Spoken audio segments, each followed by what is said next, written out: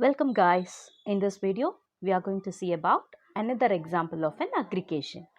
Before going into the example, let us recall what is aggregation in Java. So aggregation is also called as has a relationship in between the classes. You know what is meant by a has in English, right?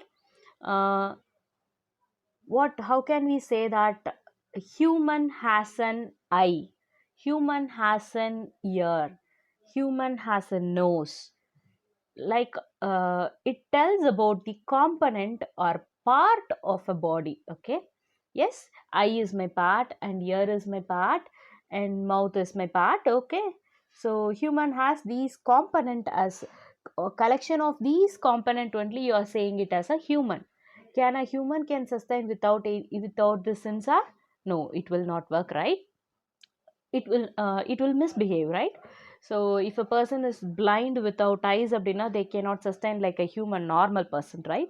So likewise, inheritance is also like in programming the same thing. You are going to give impact on programming structure. So one class is there, so that class is dependent on the another class. Okay, without that dependent class, this main class couldn't be work. Okay, if this is a case, you can say that it is an inheritance of aggregation type. Okay, or it is an inheritance with has a relationship. Okay, so previous we have discussed about one example called area of a circle. So the formula is simple, right? It is pi r square.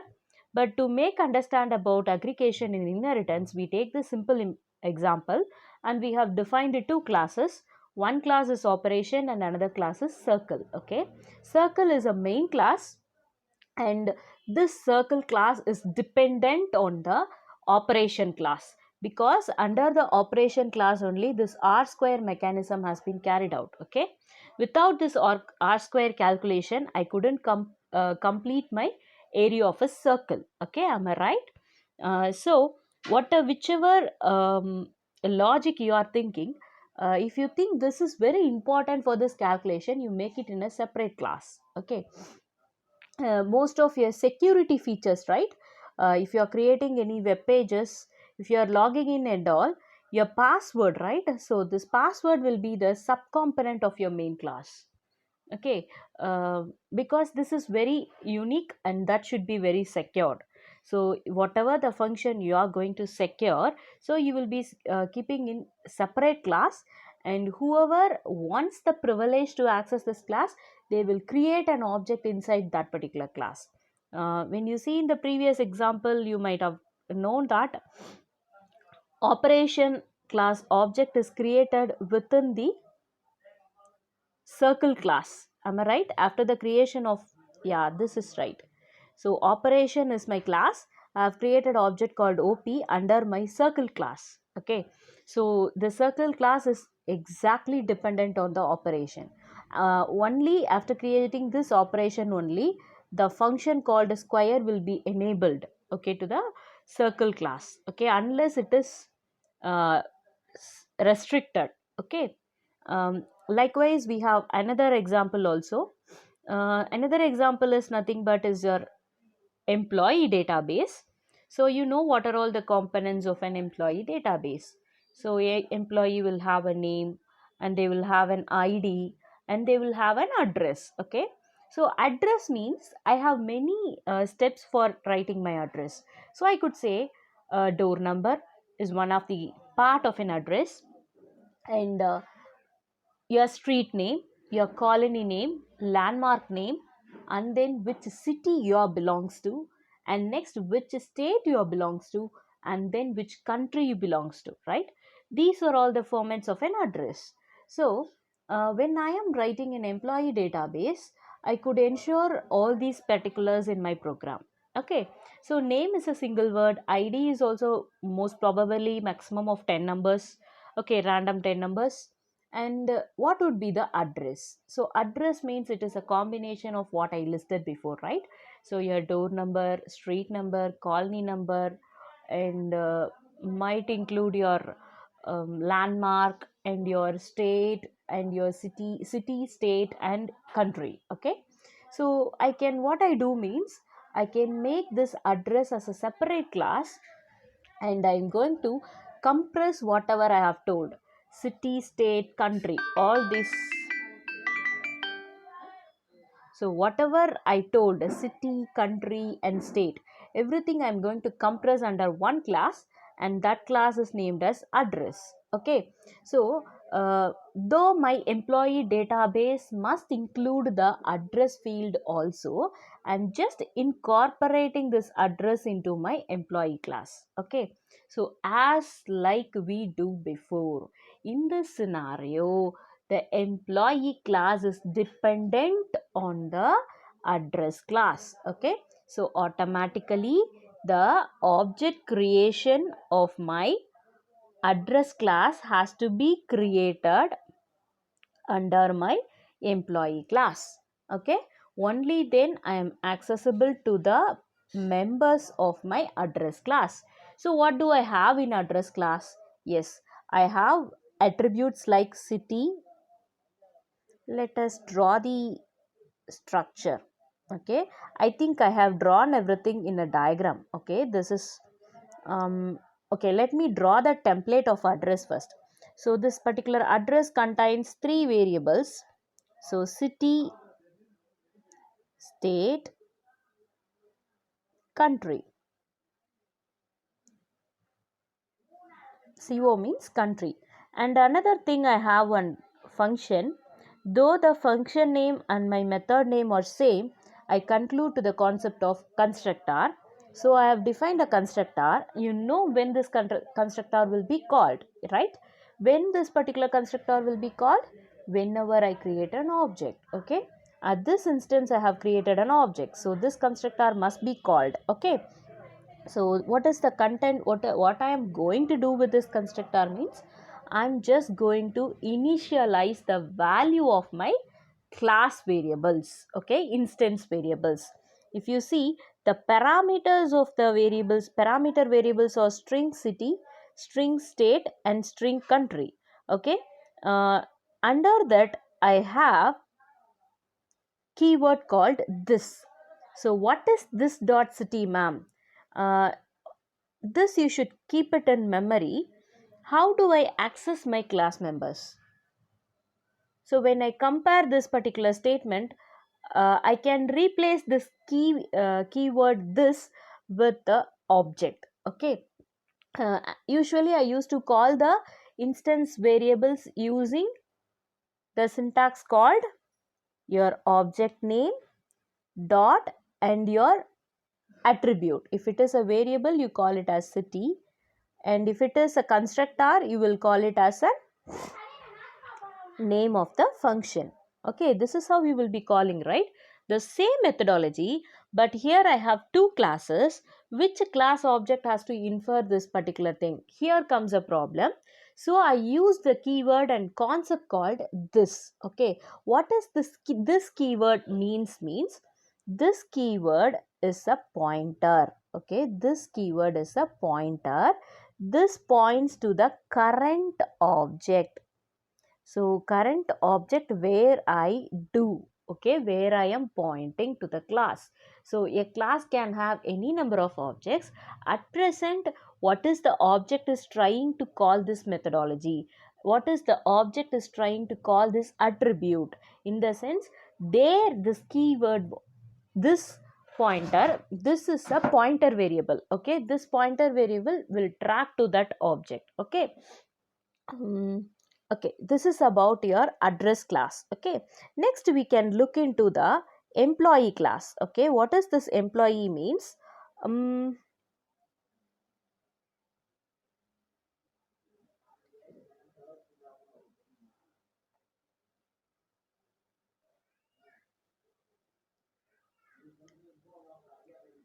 what is employee?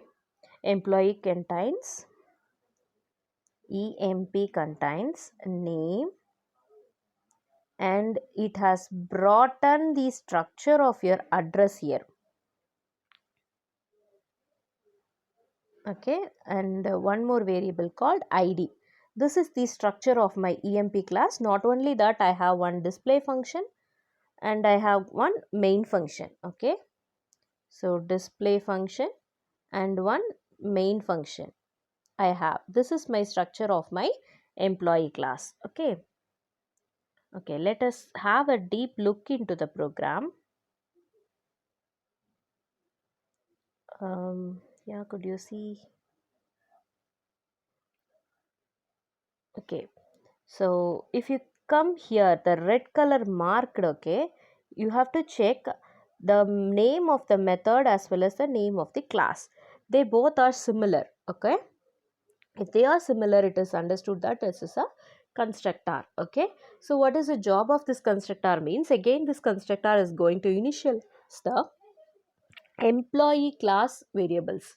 So instance variable of employee will be initialized in this constructor. If you look into the definition part of this constructor, you will see that again this is an object keyword dot id, name and address. So id is its own variable and name is also its own variable, but when you come here address, this address is comes from the class of address. Okay, but it is accessible now. Why? Because we have already created an object. Okay, object of it. Okay, am I clear? Then it proceeds with the void display and all. Okay, display is to print the values. Okay, then I'm going this is how my structure of two classes is. Then my compilation starts from your main function. Okay, I'm going to start narrating my compilation part. Okay, so how do I compile? So again it comes with public static void main.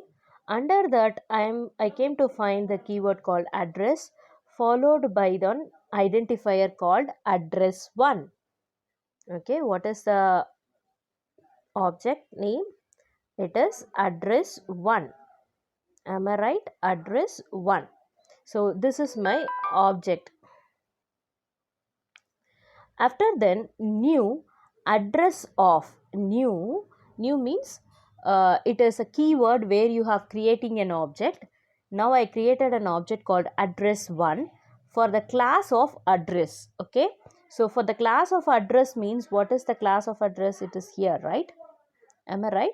So I have told that whenever you create an object, the constructor function will be called. Do I have a constructor function?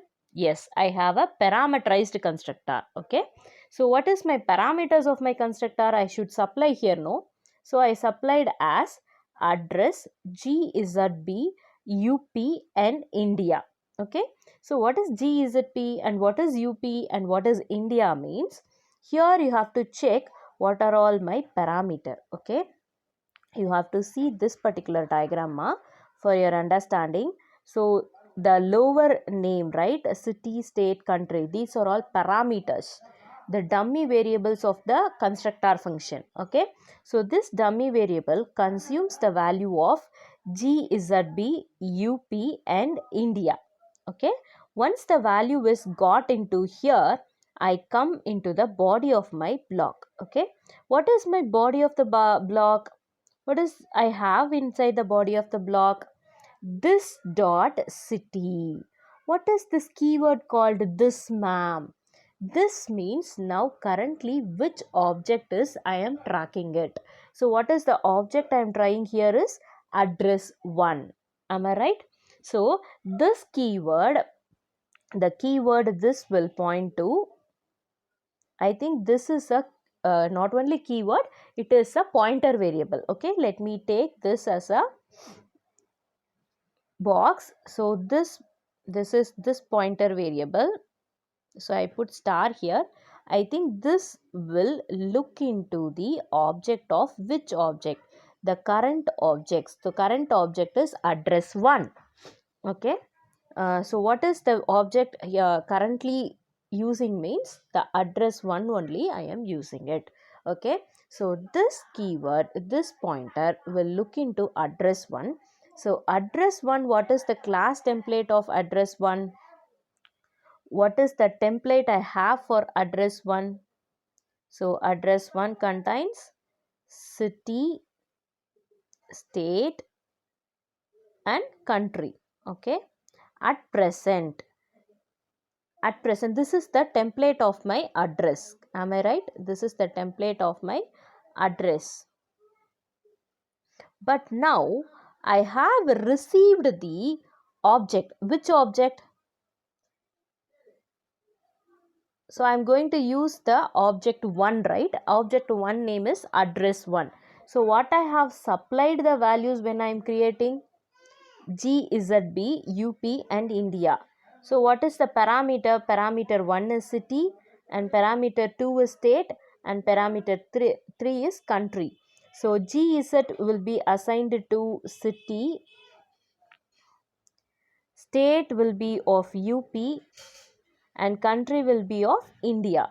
So I am going to assign the values now. So GZB, UP and India. Okay. So my object now is initialized with the values. So in the first image you could see all those things. Am I right? Am I right? So lower the second row tells you the attribute name and the third row tells you what is that this pointer is pointing to. So that is my object 1. So that is address 1 and the topper row tell you the value of the instance variables. Okay, let us come back to the next line. So next line is I'm going to create one more object and that object is address 2. Okay, and that object is named as address 2.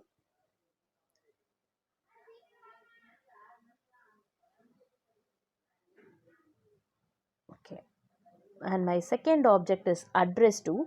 Again I'm going to call my constructor. So when I call the constructor I used to take some parameters from the calling statement. So what is the parameter I'm going to take in the sense? GNO UP, again it is India. Okay, so that is nothing but city equal to GNO and state equal to UP and country equal to India. Okay, now your address 2 is also filled here. Am I right? Your second box tells you that the framework of your object 2. So first one tell you the value of instance variable, second one will tell you instance variable and third one is nothing but the object that this pointer is currently pointing to. So now this pointer will look at to address 2 of country, address 2 of state, address 2 of city. Okay, am I clear? Yes. The next line I'm going to proceed. So what is my next line? EMPE. What is EMP? It is a class name. So E is an object. So E will take the structure of an employee. So what is the employee contains? It contains one identifier and it contains one name and followed by an address. Okay, this is the template. So address I have separate framework. There it contains state, city and country. Okay, this is the framework of my address. So already I have fed the content of this address. So now my work is to patch up all those datas into my EMP object EMP. Okay, so first I have created one object called E. So E take up the value, though it has two parameters, right? Though it is also containing one constructor. So this constructor takes up the value of ID and name and then it is going to print the address also. Okay, so address is coming from this place. So let me check here, triple one. So ID will be assigned with the triple one. Let me change with some other color or else I can draw a new one. So I'm going to split this into 3.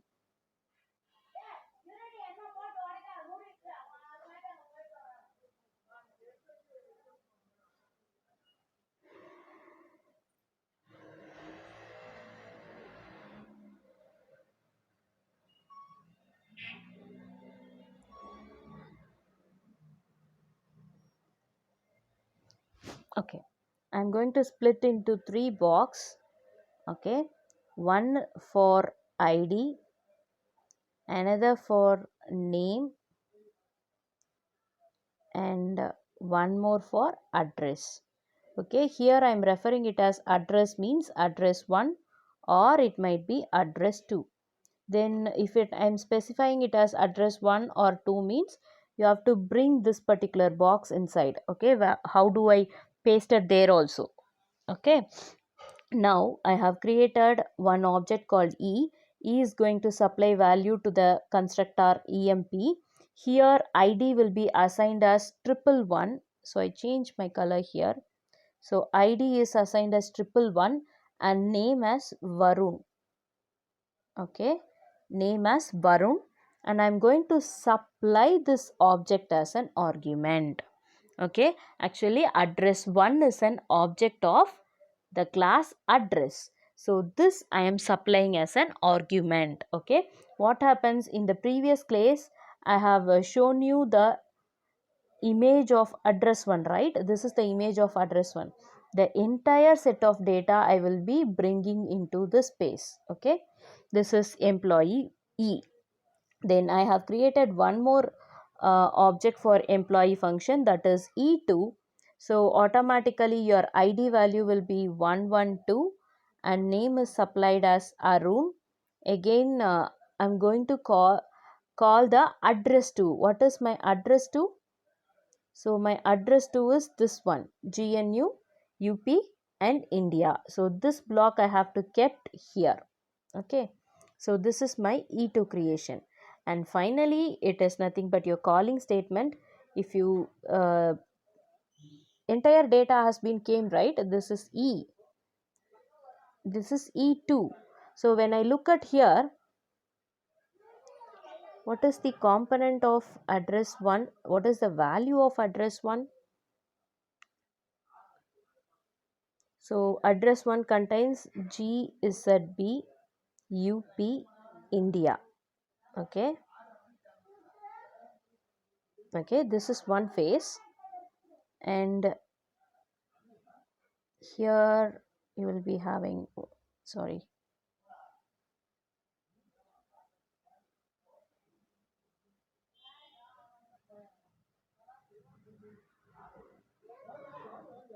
oh god.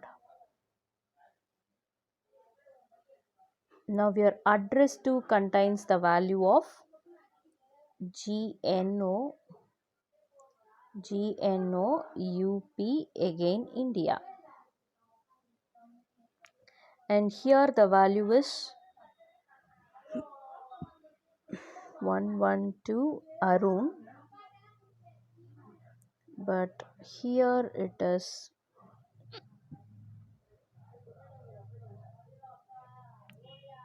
111 Varun. Okay, this is how your structure will be. Actually this green part is an object of other class. So what is this object means? Address 1. Okay, and this is one more object of another class, uh, class called address. So this is address 2. You are bringing one object inside the another. Okay, that is called aggregation. You are combining the objects. Okay, here this tells you the pakka explanation of an aggregation. As I told earlier, you can say a human which is a combination of, which has a component part of eye, ear, nose and all. Okay,